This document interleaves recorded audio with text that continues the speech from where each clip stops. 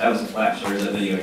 You're on. Oh, we're on, all right. So tonight, what we did is we worked on American Tango. The first thing I did is I told everybody really quick that American Tango is a variation of Argentine, and there's also International Tango. So there's 3 different dances that are normally called tango. American Tango has the luxury of being one of the easiest dances to learn because it's based off of 8 counts.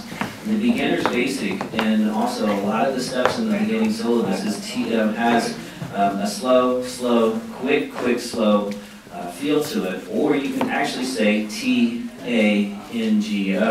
So the first thing what we did is we did our basic, and then we broke it into 2 sections. So we have 2 sections which I call the 2 walks in any direction, 2 slow walks, T-A. And then we have what I call the solido or the exit, the N-G-O, N-G-O. So what we did is then we explored the possibility of using that as our template and then doing other things with it. So one of the things I said was that, you know, we can dance our basic, or we can do 2 slow walks and promenade, closing it up, N-G-O. Now, if you've noticed, ladies, when Olga did that, she turned her head as soon as she knew she was going. Okay? And then watch what she does in the second step. She closes. Now, she did the work, I didn't. Okay? And she kept her knees closed. And that really helps out. Now, she's going to reach back N-G-O in order to finish that, which is a wonderful thing. We also did a corte or a back rock. We did, the men just do a rock step, T-A-N-G-O. And I didn't worry much about technique. And I also did a forward rock, T-A-N-G-O.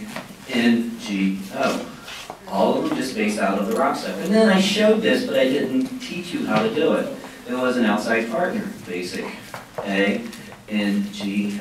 All right? All of those work very well. The other thing I said a little bit about technique-wise was that the man's left foot always closes slightly in front. The lady's right foot always closes slightly back. And that's also a very, very important thing about tango. Also said the frame is very different than ballroom. If you dance on a ballroom frame in tango, nobody's going to sue you or anything like that. But it's always nice to have that twist where the man's left shoulder is back, her right shoulder's forward, our feet are still onto each other. I bring her into me, my right hand goes down below. See how my right finger, my middle finger goes on her spine very much towards her waist. And if you look at her left hand, it's underneath my right shoulder, kind of in the crook where my under armpit is, and then our elbows are together more or less. And that's how I want to think of it. My left hand is mostly in the same dance position.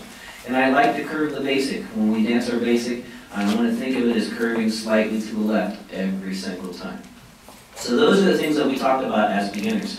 The other thing I did talk about, and we established that this is not easy, is being able to lead into promenade. And when we do promenade, please, try this out for yourself and see what you think. And then you can write me, or you can talk to me, or call me and say things. Just turn your head, gentlemen, let your feet turn, and walk in that direction. Just go. If you just go, it will work out 9 times out of 10. And I also said, act as if you know what you're doing. Act confident, okay? And believe it or not, the lady will tend to follow you much more easily that way. Now, we went into a little bit more of an advanced action. We did a running step, and I call it a progressive side step because that's what they call it in International Tango. The rhythm was slow, slow, quick, slow, slow, quick, slow. So what we did is we did 2 slow walks. Slow, slow, progressive side step. Quick, slow. One more, slow. Progressive side walk to an N-G-O. Quick, slow. Alright? That's the one we worked on the most. Not easy. And the reason why it's not easy is because that progressive side step, and this is what I mentioned earlier, progressive side step has to feel different than a regular closing tango step, okay? For the N-G-O, the solita.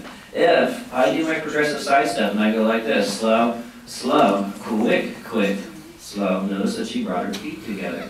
I need to continue to move my body forward even though on a progressive side step, my right foot actually ends slightly back, side and slightly back. So it feels like this to the lady, so that way she knows. Slow, slow, quick, slow. Notice that she was able to take her foot back right away. That's the important thing. That's the reason why you want to learn this step. Not because it's cool, because it is a cool step, but it also will teach you the difference between how to do a progressive side step and how to do a closing step.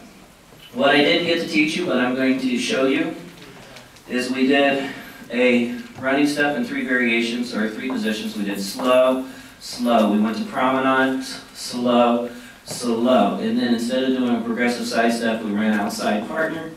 Okay, it has the exact same rhythm. And then the other one I did is one of my favorite steps because it has a natural promenade turn in it. We actually started in promenade and we did slow and then did a turn, quick, quick, slow, slow, and then we ran quick, quick, slow.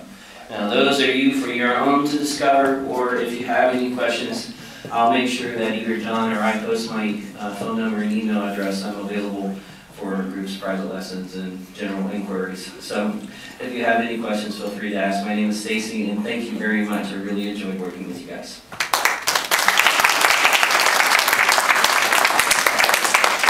Before I go, do you guys have any questions?